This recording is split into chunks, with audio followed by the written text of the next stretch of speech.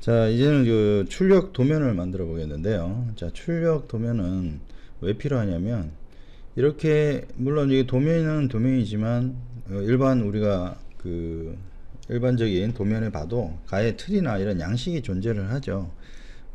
물론 이제 뭐 공통적인 정보지만은 이렇게 그 음식을 예를 들어서 해서 이제 가지고 가야 되는데, 어, 물론 뭐 냄비도 그냥 들고 갈 수 있고 뭐 이렇게 밥그릇도 들고 갈 수 있고 다 들고 갈 수 있는데, 이왕 격식에 맞게끔 하기 위해서는 이제 쟁반에 이렇게 담아가지 않습니까? 물론 양이 많아서 쟁반에 가는 경우도 있지만, 뭐 물 한 잔을 하더라도 물 한 잔 떨어서 뭐 아버님 드세요 이렇게 주는 거 하고, 쟁반에 딱 받쳐서 이렇게 갖다 드리는 거 하고 다르지 않습니까? 그래서 그런 어떤 형식을 맞춰주는 것들이 이제 도면의 양식에 해당하는데, 슈퍼에서는 이거를 이제 그 레이아웃이라고 해요. 레이아웃. 스케치업에서도 레이아웃이라는 용어를 쓰는데, 한번 그 레이아웃에 대해서 보도록 하겠습니다. 먼저 여기 파일에 가시면 이제 그 뉴 레이아웃이 있습니다. 뉴 레이아웃. 이거를 딱 누르면 여기 이제 위에 거는 도면을 만드는 거고, 밑에 그 위에는 이제 도면을 그리는 거고, 요거는 이제 그 양식에 맞게끔 양식을 만드는 거예요. 그래서 뉴 레이아웃을 하게 되면 이렇게 레이아웃이 하나 뜹니다. 그래서 요거는 이제 기존에 제가 사용하던 레이아웃이라서 좀 보도록 할게요. 요런 레이아웃이 생기는 거죠. 자, 이렇게 인면도 하고 우측면도 좌측면도 이렇게 다 있습니다. 이렇게 요거를 이제 만들어 갈 건데요. 뭐 간단하게 제가 4장만 구성을 해 봤어요. 그래서 앞뒤에 이렇게 표지에 를 보게 되면 일단 뭐 설계 개요라고 해서 이런 것들도 이렇게 표처럼 만들 수가 있고요. 여기 이제 사진들이 좀 들어가는 거죠. 그래서 조감도 사진이 좀 들어가서 이렇게 그 이해가 빨리 될 수 있도록 그렇게 사진을 구성할 수도 있고요. 일단은 여기에 그 조감도를 몇 개 이렇게 놔놓은 상태고, 요거는 이제 다른 데 겁니다. 다른 데 건데 여러분한테 몇 가지만 설명해 주기 위해서 이런 거다 라는 걸 설명해 드리기 위해서 제가 이렇게 프레임을 만들어 봤어요.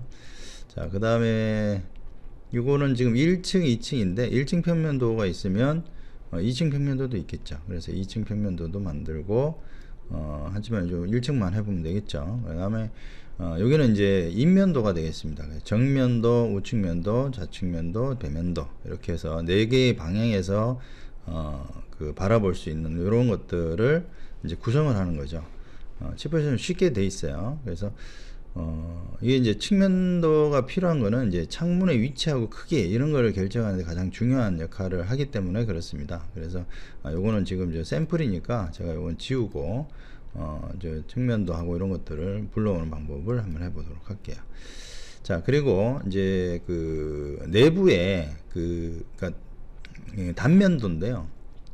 단면도가 필요한 이유는 그 마감재 같은 것들, 그러니까 어떻게 구성이 되어 있다, 벽체가 어떻게 구성이 되어 있다, 이런 것들을 표시를 해줘야 되거든요. 근데 이제 그걸 표시할 방법이 없어요. 그래서 건물을 딱 잘라 놓은 다음에 거기다가 대놓고 여기는 어떤 구조로 되어 있다가 밑에 석고보드 페인트, 그라스올 색깔이 쭉 이런 순서로 쭉 구성이 되어 있다를 기술하는 거고요.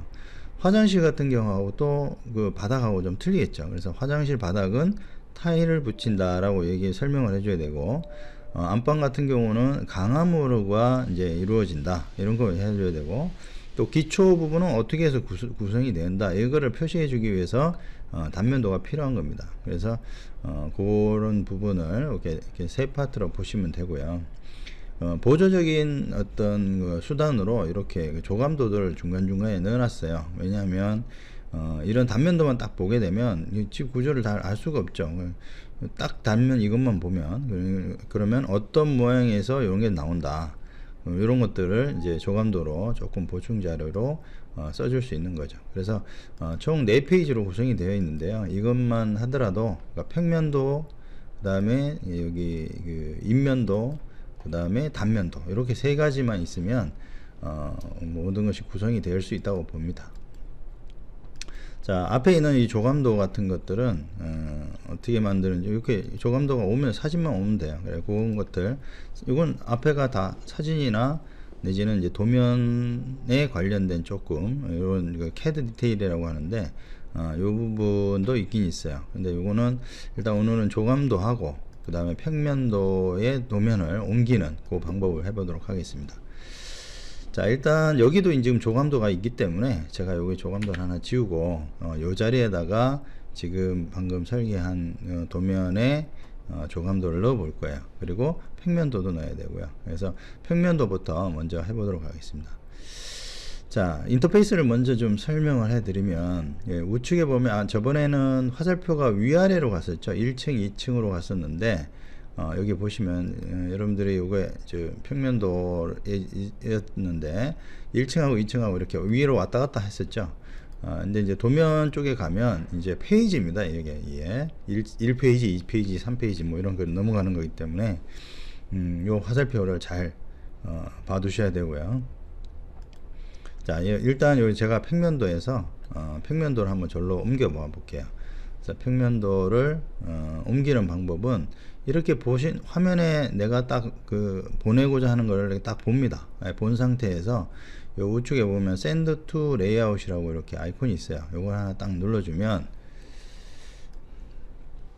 자, 관련 정보가 좀 나옵니다. 이건 조금 알아두셔야 되는 거는 몇 페이지로 내가 보내겠다. 페이지 수를 알아야 되겠죠. 1페이지에 넣는지 2페이지에 넣는지 페이지 가장 중요하죠. 그 다음에 밑에 있는 샌드 옵션은 커런트 스크린으로 해두세요. 예, 요걸로만 지정을 해주시면 됩니다. 그 다음에 가장 중요한 스케일이라는 게 있는데요.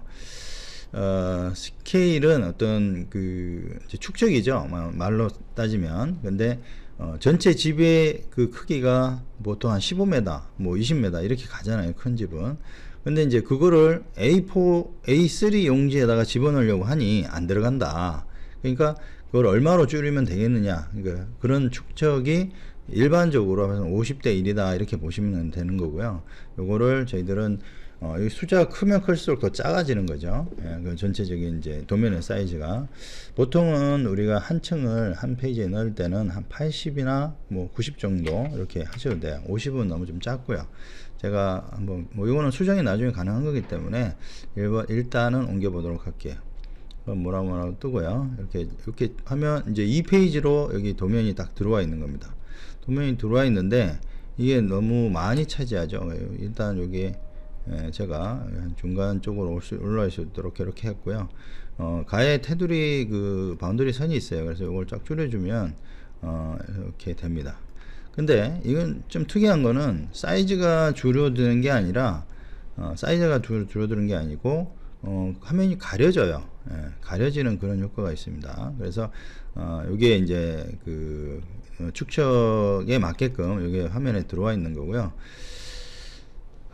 자, 이 상태에서 이 옆에 이제 조감도도 하나 좀 넣고 싶어요. 조감도를 넣으려면 이제 그 조감도를 봐줘야 됩니다. 그래서 아까 조감도 펼쳐 놓은 게 있었는데 이렇게 제가 요 모양을 보여주면 좀 잘할 수 있겠다라고 생각해서 제가 요거를 그대로 보내도록 하겠습니다. 네, 이런 식으로 해서 제가 옮겨 볼게요. 요것도 마찬가지로 조감도인데 요것도 샌드 투 레이아웃으로 보내요. 그런데 옵션이 조금은 틀립니다. 아까는 여기에 보면 이제 스케일이라는 걸 해서 크기를 결정해 줬는데 요거는 크기가 없어요. 그림이기 때문에 크기를 맞추지 않습니다. 그래서 요 밑에 카메라 보호 옵션에 업데이트 올레이즈 해 주시고요. 중요한 건 아닙니다. 그래서 OK를 딱 누르면 이 페이지에 딱 들어와 있습니다. 이렇게. 그러면 요거를 딱 잡아서 화면으로 이동을 시켜 주시면 돼요. 자, 여기다 딱 놓게 되면 이렇게 조감도와 평면도를 같이 볼 수 있는 그런 상태가 된 거죠. 되셨나요? 예.